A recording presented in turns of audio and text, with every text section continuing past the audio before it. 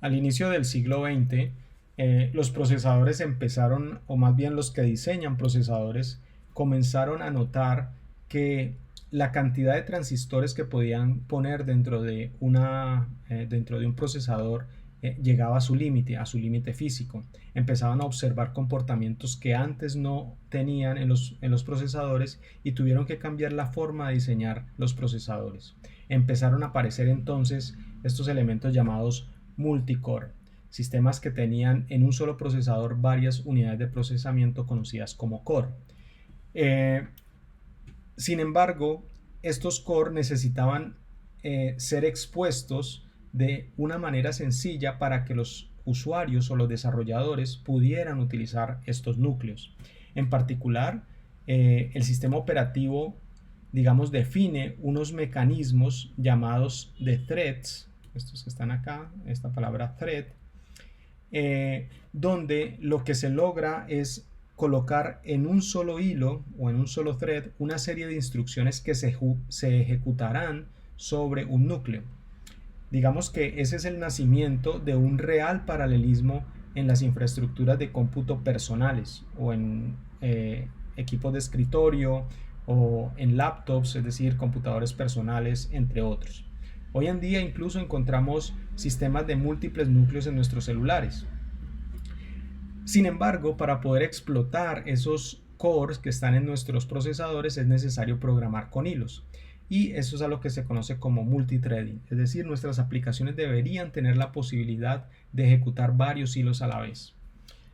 La gráfica que tenemos a la izquierda nos está representando un proceso clásico donde solamente hay un hilo de ejecución, es decir, hay una serie de instrucciones que se ejecutan una detrás de otra para alcanzar la ejecución de nuestro proceso.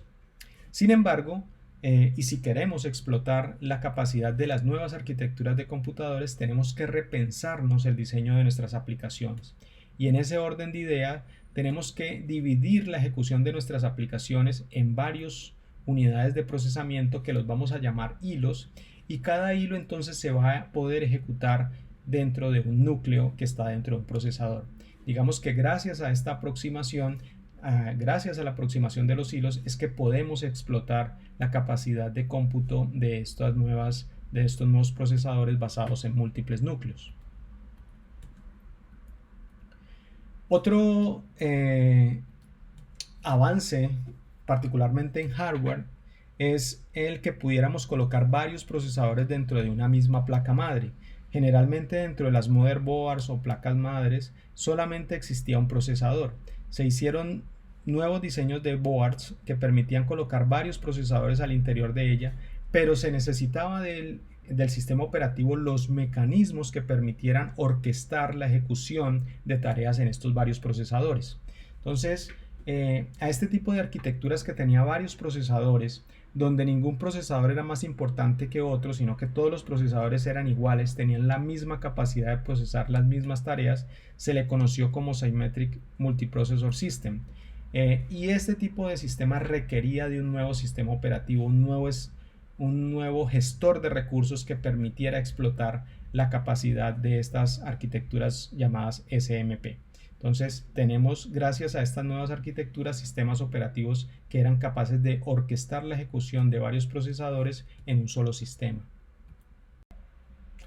Dos elementos adicionales en los diseños de los sistemas operativos modernos podemos enumerarlos como los sistemas operativos distribuidos y la orientación a objetos en el diseño de sistemas operativos.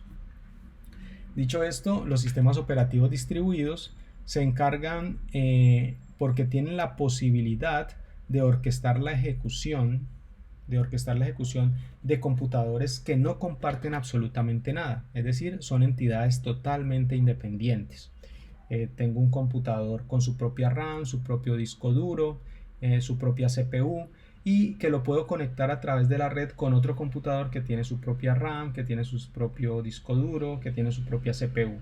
El sistema operativo entonces lo que hace es orquestar el uso de esos recursos de esos computadores que son totalmente separados. La forma como se comunican estos computadores es a través de una red de datos, y como ustedes se pueden imaginar, la comunicación a través de una red de datos tiene una alta demora. Entonces los sistemas operativos distribuidos, si bien es cierto son atractivos, digamos que todavía tienen unos problemas en la comunicación de red que exigen adoptar unas tecnologías de comunicaciones muy sofisticadas que no todo el mundo puede implementar o no puede adoptar. Dicho esto, los sistemas operativos distribuidos digamos que son muy particulares y son utilizados en centros de cómputo donde hay una gran inversión en infraestructura. No son ubicuos, es decir, no es que todo mundo pueda hacer el despliegue de un sistema operativo distribuido para producción en particular, pero sí están disponibles en centros de datos muy sofisticados con una alta inversión no solamente en infraestructura sino también en personal y en software para hacer la gestión de esta infraestructura.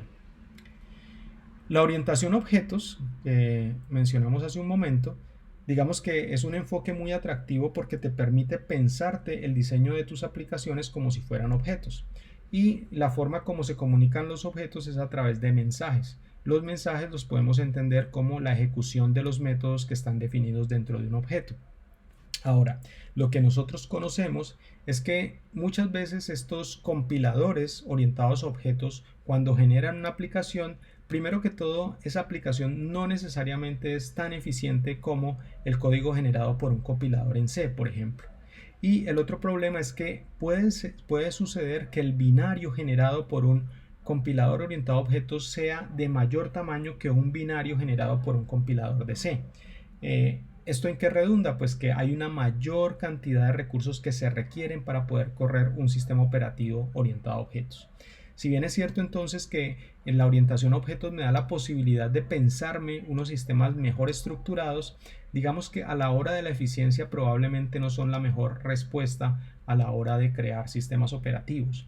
Luego se puede tener ahí como una alternativa de diseño y esperar que sigan evolucionando estos sistemas operativos, estos lenguajes de programación orientados a objetos, de modo que sean muy eficientes a la hora de generar código.